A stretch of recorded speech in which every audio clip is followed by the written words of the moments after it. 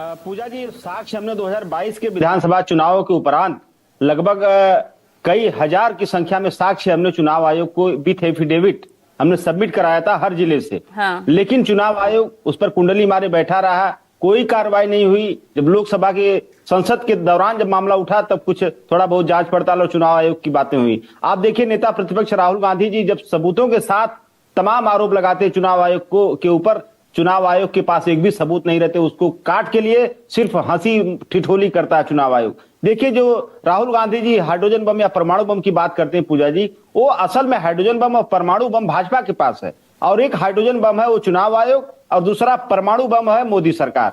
ये बाकी जो डर्टी बम है, जो एसआईआर और जो फंड ट्रांसफर महिलाओं के खाते में होते हैं, दीज आर डर्टी बम। लेकिन मेन जो हाइड्रोजन बम चुनाव आयोग है। नहीं, आप ये कहने की कोशिश कर रहे हैं कि 2022 में हमने हलफनामा दिया, तब कोई एक्शन नहीं लिया, तो इस बार कोई सबूत इकट्ठा ही नहीं करेंगे, हवा हवाई दावे, हवा हवाई आरोप लगाएंगे?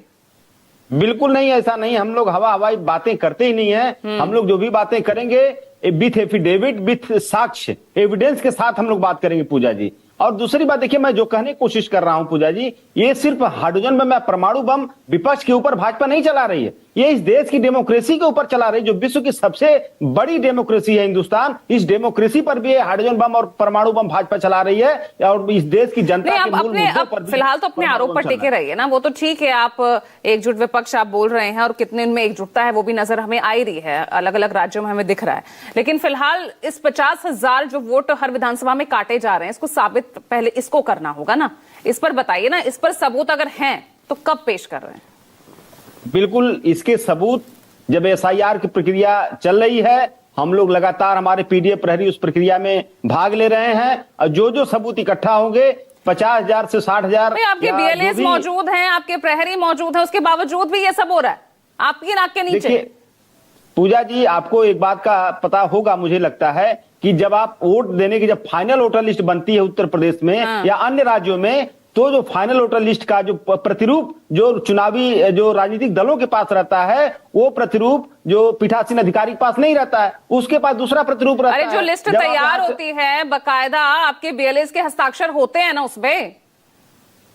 देखिए, बीएलए के हस्ताक्षर होते हैं और तमाम प्रक्रियाओं का पालन होता है, इसके बाद भी वोट काटे जाते हैं। इसका सबूत हम लोगों ने तो 2022 में दिया है ना, एफिडेविट लगा करके दिया है। चुनाव आयोग कहता बयान एल्फी लगा के दीजिए, हम लोग एफिडेविट लगा करके सबूत दिए थे, लेकिन क्या कार्रवाई हुई, ये बात तो हम लोग पूछना चाहते हैं आपके माध्यम से। यहाँ भाजपा के भी साथी बैठे हैं कि हमारे एफिडेविट्स पे क्या कार्रवाई हुई, कितने अधिकारी? तो फिर तब कार्रवाई नहीं हुई, अब बिना सबूतों के प्रहरी लगा के उसके बावजूद भी अगर 50,000 वोट कट रहे हैं, तो अब ये आरोप लगाने का फिर क्या फायदा, ये बताइए ना। फिर इसके पीछे फिर कुछ क्या रणनीति है?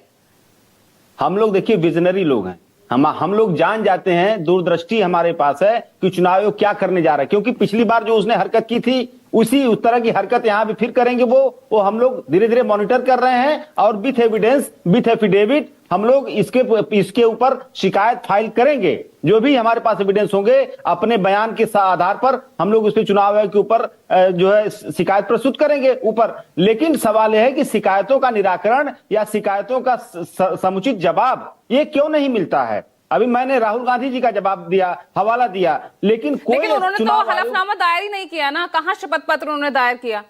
महादेवपुरा के लिए इलेक्शन कमीशन कहता रह गया आप दायर कीजिए, लास्ट डेट देता रह गया इलेक्शन कमीशन की तरफ से। पूजा जी, हम लोग हिंदुस्तान की टॉप 3 पार्टी हैं, समाजवादी पार्टी, जनता के आशीर्वाद से हम लोगों ने भी तो दिया था एविडेंस, हम लोगों ने भी तो एफिडेविट दिया था पूजा जी।